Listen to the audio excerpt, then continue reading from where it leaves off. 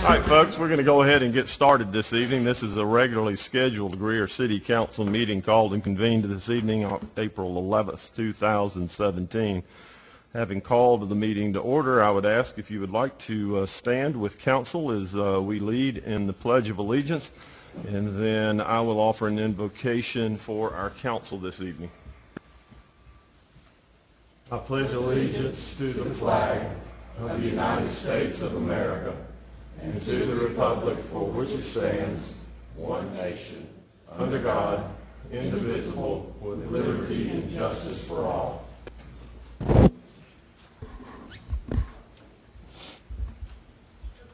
Almighty Creator, we thank you for the blessings of this day, this beautiful day that you have blessed us with, but certainly beyond that, your mercy and grace and love. We thank you for the calling that you have placed upon these individual lives that represent the people of Greer. We thank you for that calling. We pray that we'll be mindful of that duty, that we would seek your guidance and direction in all we undertake. We pray that you will be with those in our community that have been affected by the storms or the weather as of late. We pray that we'll be mindful of those that lack food or resources or housing arrangements, that you'll be with them in a very special way. Bless us now through the rest of this meeting. We ask these things in your Son's name. Amen. Yeah.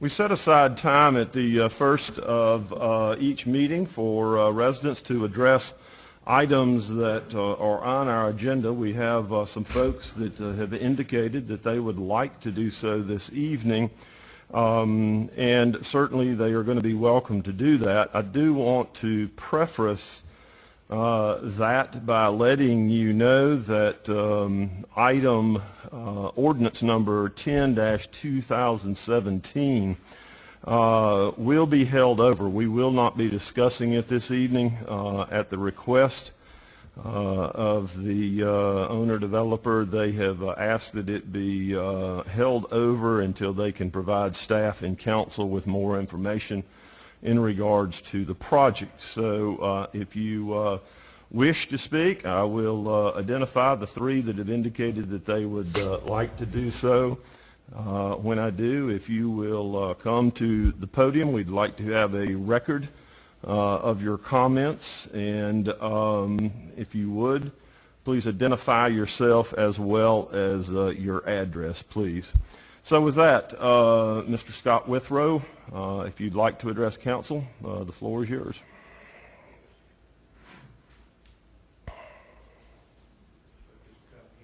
The podium would be fine, yes, sir. Well, yeah, that'll be good. You can, the podium, okay, the podium's set up with the mic, yes, sir. We live on, I'm Scott Withrow. We live at 2513 Motherwell Drive. We're just off of Holiday, and we're really near this proposed development. We're opposed to it because the traffic is really bad there already. There are two curves there. There are two really bad curves. One is a curve one way where Northwood Lane comes in, and then that road curves back the other way immediately, going toward Northwood Church. So there's a whole lot of traffic on that road already. It's a cut through for people coming from 101 over to 14. A lot of kids going, I think, to school, to Greer High, come through there. It's a dangerous, like a country road, I think, already.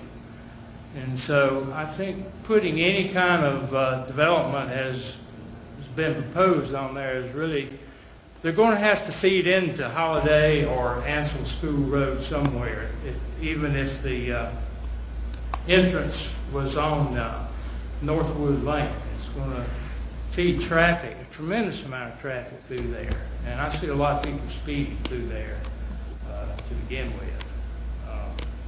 So we would oppose that for the traffic reasons more than anything. I could envision, 2 or 3 houses there that are part of the existing community. It's really this would be a dense development, not in keeping with what's already there. It would be like inserting a real change, almost commercial, to have these condos, apartments, this development into a community as it is now. It doesn't make sense, and to do this, and I would be disappointed if the city decides to go along with this, mostly because of the traffic. Thank you, sir. Okay. Catherine Hyatt McHugh.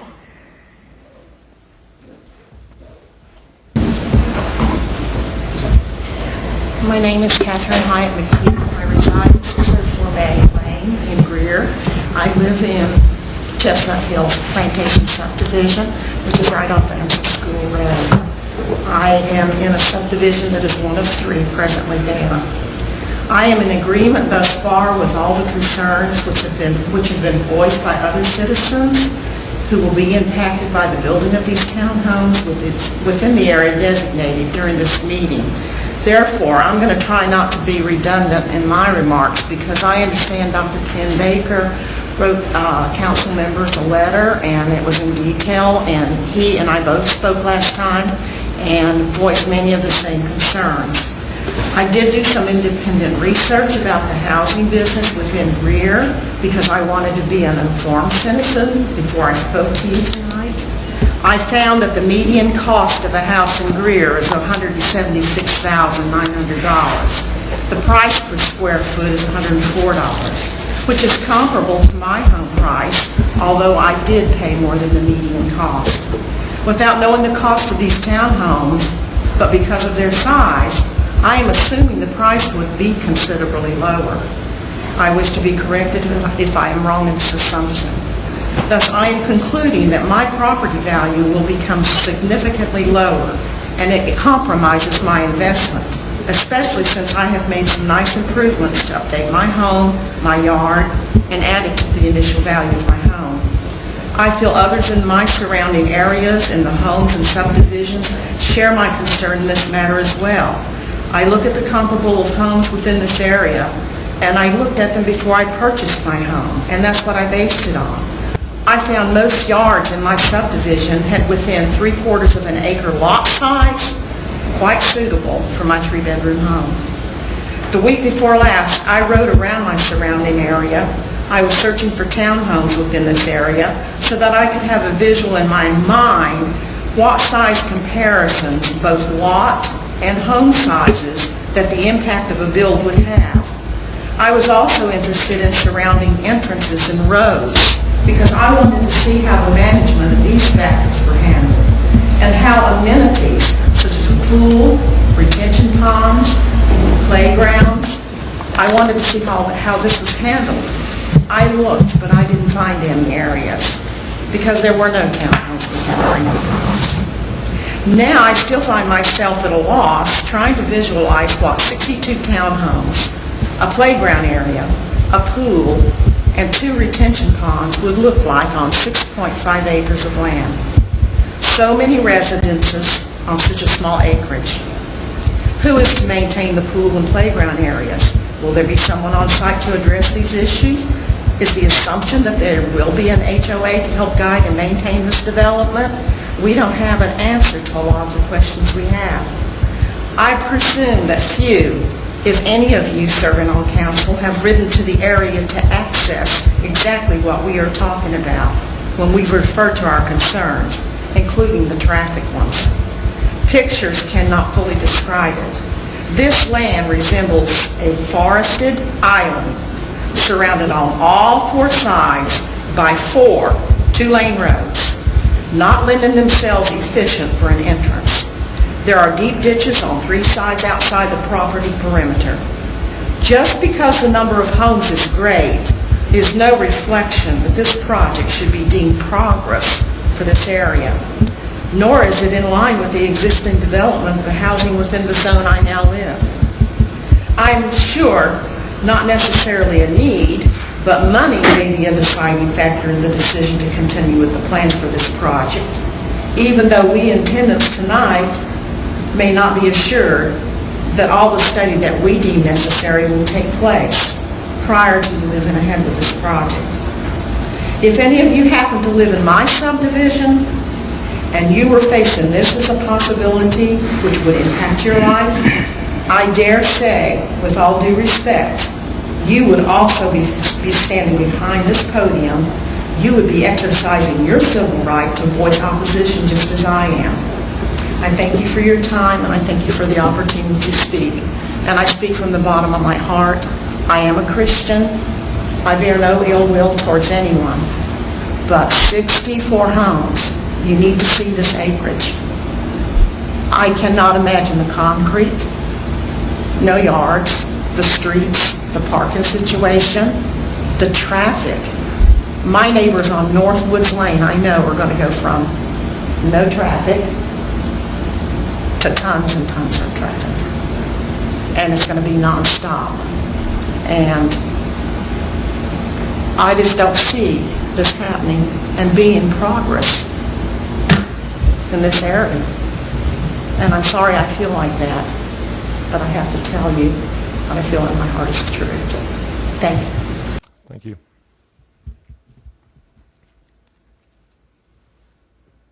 Ken Baker?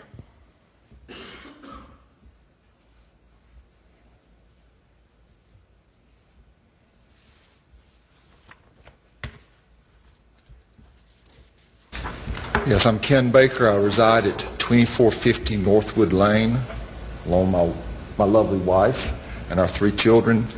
And I thank you for allowing me to speak to you this evening. And I also want to thank you for your important service to the city. I learned of this proposed development some time ago, and I now take every opportunity I can, take advantage of it to voice my concerns with it, and along with my neighbors. And I'm just one. There's several here besides the other 2 have spoken who are very concerned about this proposed development. And I'll just be brief in saying that there are a couple of main concerns I have. One, this is really out of character with the community. When you think about it's dominated in every direction by single family, nice homes on comfortable lots. My lot, I'm directly across from the proposed entrance, and my house is on a 1-acre lot. My neighbor has 2 acres, and there are other houses within sight that have more acreage than that. But these are nice homes with front yards and backyards, and here we're going to put over 60 homes along with the retaining ponds, and it will be out of character. Anyone would ride down the road in either direction and say, who put this here? This doesn't fit in this area. And another concern is the traffic. We have Ansel School Road and Holiday Road coming together, and this is going to be kind of like at the intersection with the church, at the literal intersection, but as they're coming together, this development, Ansel School Road, already has 3 developments that enter onto that road within 3/10 of a mile. This would be the 4th one to come into Ansel School Road. And the traffic at 7:30 in the morning at the stop sign down there and at the traffic light down on Highway 14 is already pretty stiff. So it's just going to add to that traffic. Holiday Road, as was mentioned, is just one giant curve coming along there, and cars come along very fast. And Northwood Lane is not much more than a paved driveway, and that's been planned to be the primary road, which goes right into Ansel and Holiday. None of the roads have sidewalks. Most of them, if you step off the pavement, you go down into a ditch.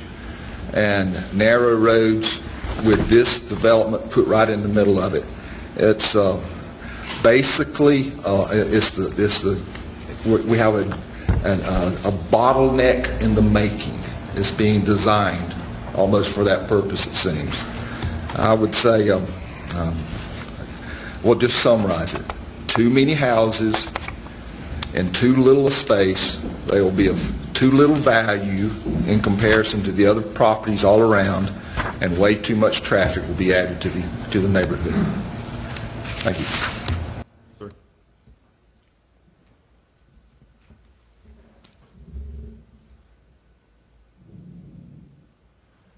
Council, contained in your packet this evening were the minutes of the council meeting from March 28th, 2017. Do I hear a motion to receive? Second. Have a motion and a second. Any items of note for the clerk this evening? Hearing none. Ms. Duncan? Mr. Arrowood, Yes. Mr. Griffin, Yes. Ms. Bookert, Yes. Mr. Dumas, Yes. Mr. Bettis, Yes. Mayor Danner. Yes.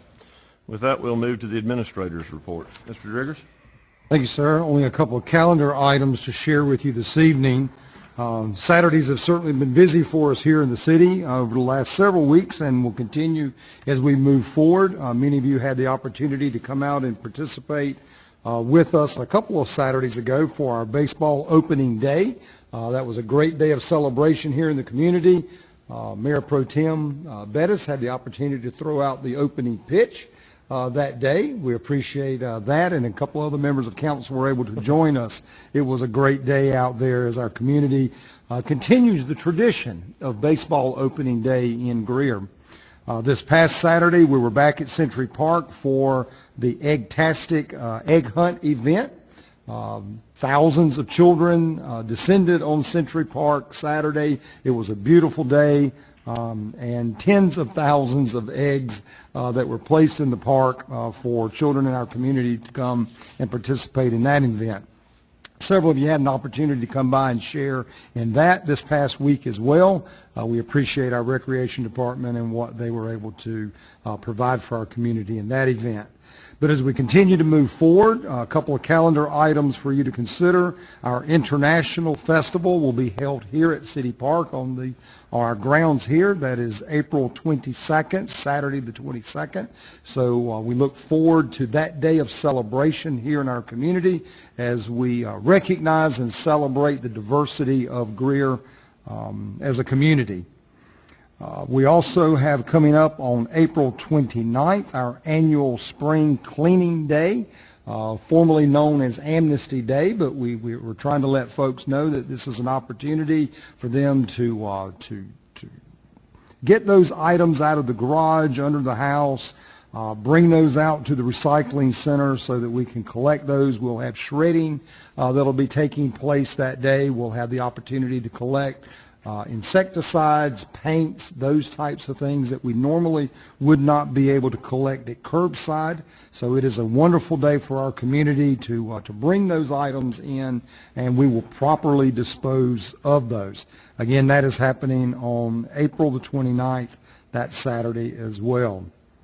And then, of course, Family Fest is a community celebration that we partner with our local Chamber of Commerce, and all of our staff are involved in that event.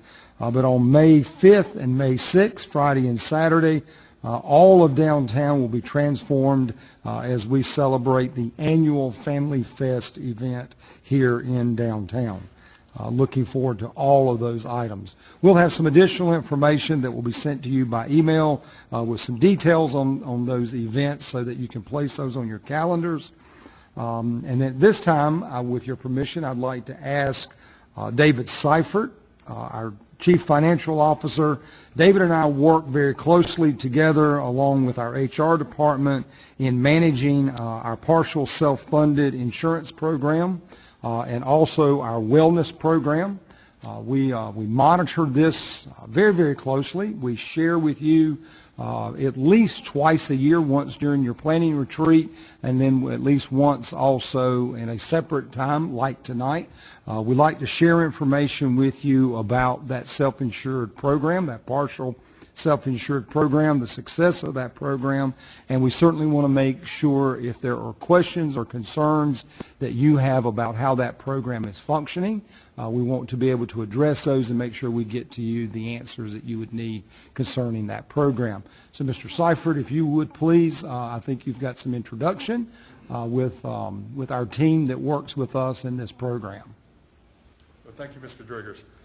Tonight, as Mr. Driggers has stated, we do bring summaries and information to you regarding the health benefit program. Tonight, we want to bring to your information and attention to specifically the wellness program, which is just one piece of our overall health benefits. So tonight, we have Scott Ogburn with us, and he will be going over the benefits and the summaries of our wellness program. So, Scott? Thank you, David. Mr. Driggers, Mayor Danner, Council, appreciate the opportunity to share with you a little bit tonight about the success and the strategy behind the City of Greer's wellness program. And we have about 20-something slides, but I promise we'll make this as fast and as painless as possible. But wellness is more than just feeling good about yourself. If you have a mindset of personal wellness, you know how that personal wellness, being in shape, affects other areas of your life, whether that's your relationship with your family, whether that's a relationship at work, your financial status, your spiritual status, a lot of things that incorporate wellness. So when we talk about wellness and what we're doing as an employer, keep in mind that we are affecting employees in other aspects of their lifestyle as well. So what is wellness? It's really, in your case, it's an organized program that the city has chosen to put in place where we are trying to keep healthy people healthy, and those folks that are unhealthy, we are trying to change their behaviors and reduce or eliminate their risk, and that being their health insurance risk, that being the dollars that they pay out of pocket for health insurance services that might track towards their deductible co-insurance, might track towards their out-of-pocket, and then, of course, the city's budget as well. So the impact of wellness, to give you an idea of what's happening across the country, roughly 75% of employers are offering flu shots, which the city does during their annual health fair. You also have 61% that are offering at least one type of wellness program. If you look within the umbrella of the city, you have several facets of wellness, whether that's population health and the coaching that goes along with your wellness program, whether that's the biometric screenings that we're conducting during the annual enrollment at the same time we're doing the flu shots. You have your gym membership, and then you have your other functions within the wellness program that your wellness team, whether that's kickball or whether that's a couch to 5K, so there are other ways of offering those programs. 51% of employers are seeing some type of return on investment or a value of the investment, and I'll share with you a little bit about that as we get towards the end of the presentation on how it's changed the way the city does business from a health insurance perspective. And then also you have the folks just being at work. If they're healthy, chances are they're less likely to be out of work due to a chronic condition, less likely to file workers' comp claims, and less likely to file regular medical claims. So 70% of employers are offering a wellness program, which is up drastically from 2008, and we don't see any reason that we're going to see this take a downward turn. We believe that we're going to see that rise continue. 80% of total costs, you can relate that back to about 8 different chronic conditions that drives your health insurance costs, and in reality, 80% of your claims come from 20% of your population. Of that 20%, 15% of those folks are highly predictable, and we can change the needle on those folks over the next 12 to 24 months as we engage those folks with the wellness program and the population health with the nurses on staff. You can see the numbers are kind of staggering, whether that's chronic disease or whether that's days missed of work, whether that's the 2.2 trillion or the 153 billion due to lost days of activity. Wellness affects other parts of our life as well. Here's a few things that we're going to see, and I think that the city is seeing, so we're controlling or increasing that health insurance cost. Locally, that medical trend is running at about 9%. The city has not seen that type of trend, and we'll show you that in a moment. Whether that's improved productivity, or reduced absenteeism, or presenteeism is increasing, reduced injuries, and just the overall culture of your work staff. But we believe that there has to be six essential pillars for this to occur. That is engaged leadership. There's no doubt across the municipalities and governmental entities that we work with, your staff is very well engaged. Part of that is from the top down, and then filtering those folks in on the wellness program from different levels of your organization. So a strategic alignment, which I believe that we have within the city when you look at what the health insurance plan offers in terms of wellness, preventive visits, dental and vision, to their overall scope, the broad scope and the high relevance, broad accessibility, so there's many different ways for an employee to not only engage in the health insurance plan, but to get that benefit out of their medical insurance plan. And then effective communication, which your staff does a very good job of pushing that information out to the employees, whether that's the health fairs, the other events, and of course when the nurse is going to be on site. The ROI from a comprehensive standpoint is usually a 6-to-1. I kind of talked to David a little bit about that over the last couple of days. He sent me some numbers, and I believe from a wellness perspective, for your lunch and learns, your events, your giveaways, you're spending somewhere around $5,000 a year towards your wellness program. And we'll look at what that savings is actually generating on the backside. Again, fostering that healthy culture, whether that's behaviors at the workplace, organizational culture, or just lifestyle choices. For each of us in this room, we fall somewhere on this continuum, on this line. We're either on the far left-hand side, if we're young and we're healthy or we're taking care of ourselves, to where some of us in this room may be on the far right-hand side. We may have allowed our chronic condition to get out of hand, and we're moving towards a disability, or maybe increased medical costs, or less physical activity because of our condition. And we're not alone. Unlike our football teams and our basketball teams in the state, we are not number one when it comes to our health. We actually rank 42nd out of 50 states, and you can see whether that's we're the 8th highest for type 2 diabetes, 13th in cancer deaths, 13th in physical inactivity, 14th in cardiovascular. You can see we're just not making great strides. There's some state initiatives that are going on with the State Hospital Association in trying to change healthy behaviors inside of South Carolina, as well as the Business Coalition on Health, also trying to make some strides for large employers in the state. So now let's look at your wellness plan. If we go back and we look at 2015, you see that we had 174 participants in our wellness program. These are folks that have submitted their HRA, they've turned in their blood work, they've met with the nurse. 2017, remember we opened this up to spouses as well, and we saw our numbers increase by 26%. A large portion of that being our females. And you can see there kind of the difference in 15 and 17 again, with 137 males in 2017 versus 128 in 15. So a little bit of increase there in our participation. Average age, running about the same. So we're not getting an older staff. We're staying right along that same age bracket of 44 on the females and 41 to 42 on the males. But then let's start to look at the data. So look at the annual physicals.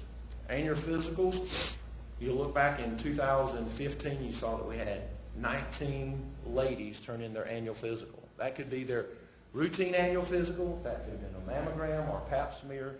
Any type of annual physical that falls under our wellness umbrella would have tracked towards that. And then look at the increase for 2017. We associate a lot of that with us opening that program up to the spouses. Remember, the spouse on the plan costs us just as much money in claims as someone that's just an employee. So we wanted to incorporate everybody for a true sense, because our spouses and our dependents are driving our medical costs as well. If you go over and you look at the cancer screenings, again an increase across both sides, the males and the females. During our annual health screening, we allow for a oral cancer screening at the health fair. A lot of folks are utilizing that. Other folks are going in for their mammograms, colonoscopies. So increasing that cancer awareness. And why is that so important? Because we know that if we catch cancer at an early stage, our success rates are greater. Not just from a monetary standpoint, but oh, by the way, there's a life attached to that. That's somebody's mother, that's somebody's father, brother or sister. So you can see the earlier we catch it, the better off we are. Blood pressure, height and weight, just some general information on how we're running. We're running very well in terms of the blood pressure, 129/80. Our average for the males is 127/76. For the females, 115/70. So again, heart health is very important. Move on with the heart health. Look at the total cholesterol number. We want to be less than 200. How many folks are meeting that number? How many folks met that in 2015 versus how many are meeting that in 2017? A little bit of an increase. Why is heart health so important? Again, goes back to South Carolina leading the way. We know that we had a little over 50,000 hospitalizations in 2015, which associated with 10,000 deaths. We are known as the stroke belt. Not the Rust Belt, but the stroke belt, and we are the fifth leading cause of death in South Carolina. So again, heart health, that activity, that walking, that couch to 5K, that exercise, just increasing that activity will help us with those numbers. It'll also help us with our obesity problem. If you look at the overall view of obesity at the city, anything that is over 30 is considered obese. And we have a little bit of a problem with our obesity. So we'll be engaging our wellness program for 2017 to concentrate a little more on obesity. Why? Because we know that someone that is overweight has 6.8 times more medical costs than someone that falls under that number of 30. 2 times as many workers' comp claims, 13 days of more lost activity at work. So we want to increase our attention towards obesity and weight loss for 2017. We also have a function under our wellness program where if you go get a dental exam or a vision exam, you gain points towards your wellness program. Again, you see the increase in participation from 15 to 17. Why is that important? We know that folks that have a dental exam or a vision exam and they have diabetes will save somewhere around $1,600 a year. If we'll get that dental exam or that vision exam, heart disease drops by $2,000, stroke by $1,100. No condition even going to drop those by $1,000. So important to have that dental and vision because of blood circulation. We also focus on the A1C. For those in the room that have anyone that's involved in diabetes, you know how this is really kind of a silent killer. And I'll go into some details on our state, but we've increased our number of participants, and we're doing very well with folks that have hit the guidelines of less than 5.7, and that is by the American Medical Association. When David and I were talking about that, that number's changed a little bit over the last several years. 6.0 used to be the number, now it's 5.7. Why is diabetes important? We rank high in the diabetes. If you remember back to the slide, we were 8th. Approximately 576,000 South Carolinians have diabetes. Of those, 127,000 don't even know it. So pre-diabetes is important. So our on-site wellness nurse is working with those folks that are falling between that 5.7 and that 6.1, 6.2. What's the impact to the city? You ask, why do we do wellness? Since 2009, 2010, our healthcare cost has pretty much been stable. I've only had one other client in the 19 years that we've been doing medical insurance for governmental entities, while I've been in the business, that's had anywhere near this success, and that's the city of Asheville, and they're nationally known for their diabetes program. David had said to me a couple years ago his goal was to hit that 10-year mark that the city of Asheville went without a medical insurance increase, and you're getting close. So what we did on this slide is we took your health insurance costs in 2009, 2010, and we used medical trend, which was 9%. And we tacked on that 9% over those 6 years. So during that time, if you look at the medical inflation, because we all know that if your health insurance goes up, chances of it coming down are minimal to none. So over that same time period, that's a $4.4 million in savings when you compare it to medical trend. And we all know that in South Carolina, our medical trend, we're seeing at 9%. There's a lot of employers that are not doing wellness. They're seeing double-digit increases. So kudos to your staff, not just your staff that are part of the wellness program and the wellness team, but also to each and every individual that participates in the wellness program. You ask, well, Scott, what about that, the dental and the vision? You also have an impact on that because we're encouraging preventive visits on the dental, preventive visits on the vision. When you look at medical inflation on the vision, it's about 8%. It's another $170,000 that the city has saved over the last 6 years. So those are some of the numbers. Those are some of the reasons behind the city's involvement, the city's engagement, and the importance of the wellness program. We are currently working through the health insurance renewal for this year, and hopefully we'll continue to see that trend line remain the same. Does that mean that we're not going to have ups and downs? It doesn't. Rule of thumb is 1 out of every 5 years you're going to have a bad year. You're going to have a so-so good year, and the other one's going to kind of be in the middle. And we've kind of beaten the odds if you look back at the last 6 or 7 years. So with that, any questions? Comments? Council?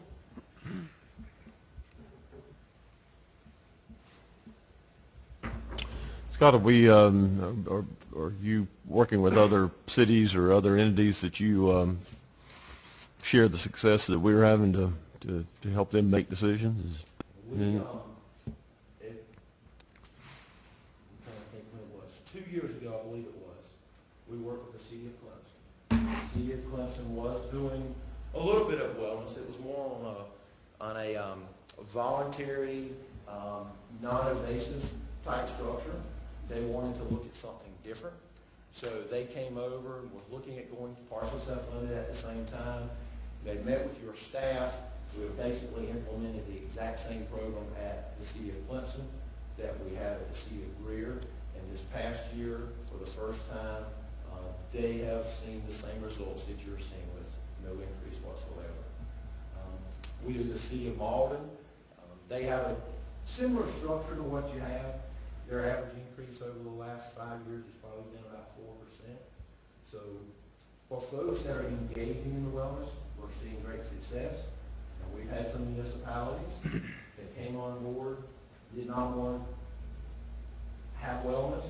We've seen 20%, 30% increases, and it's strictly related to not controlling that risk, not addressing those chronic conditions. So. Others? Thank you, sir. We appreciate it. Mayor and Council, I will add, during your retreat, we had some questions concerning the administration of our program.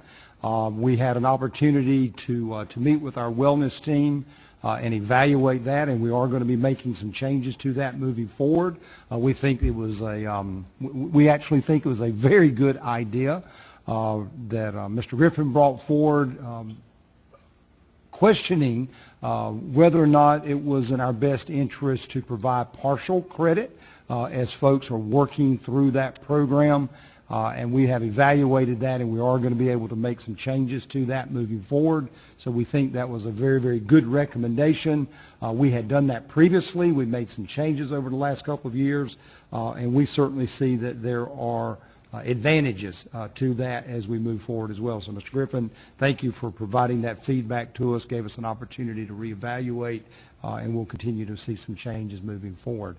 Usually takes us about a year to implement those types of changes, simply because it's a program that we publish, we put out to all of our employees, and then we use the annual employee health fair as the opportunity to educate and then go through open enrollment as we prepare for the next year.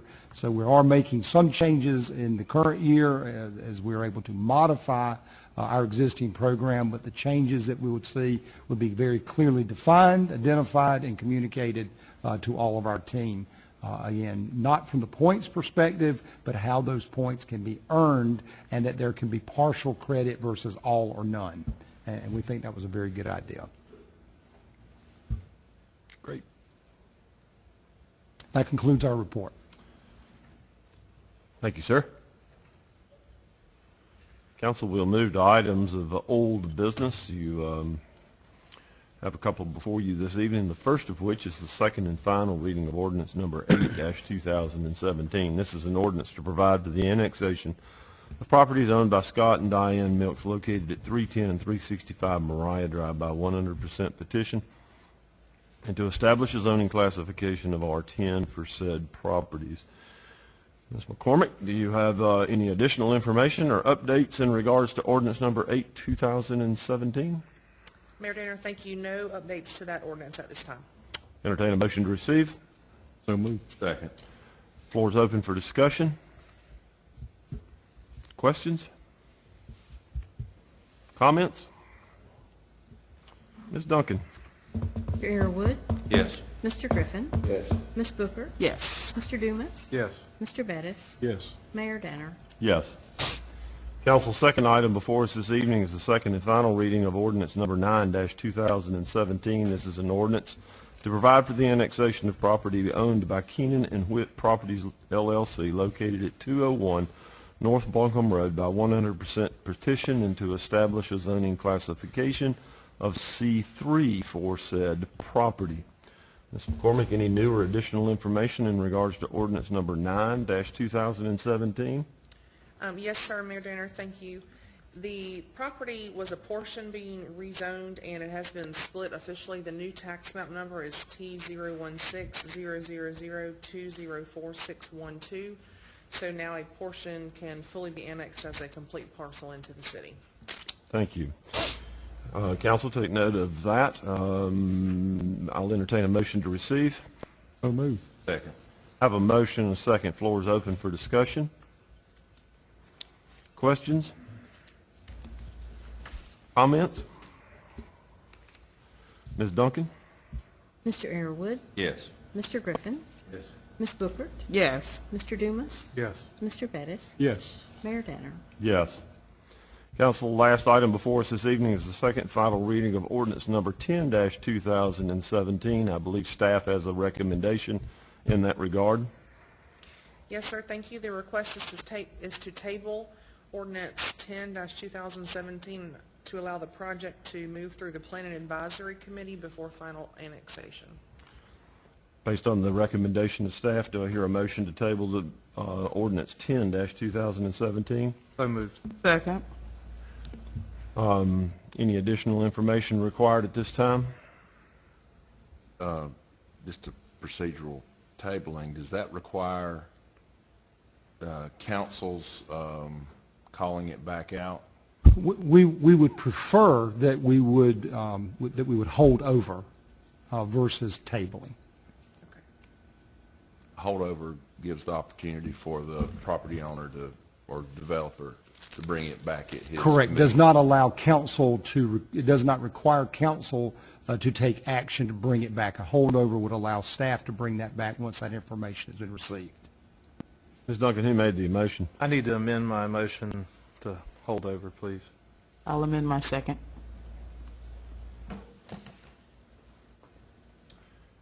Council, just to be clear, we have a motion and a second to hold over. Any additional information required? Questions? Comments? Ms. Duncan? Mr. Airwood, Yes. Mr. Griffin, Yes. Ms. Booker, Yes. Mr. Dumas, Yes. Mr. Bettis, Yes. Mayor Danner. Yes. Having no items in executive session, we stand adjourned. Baby, wait.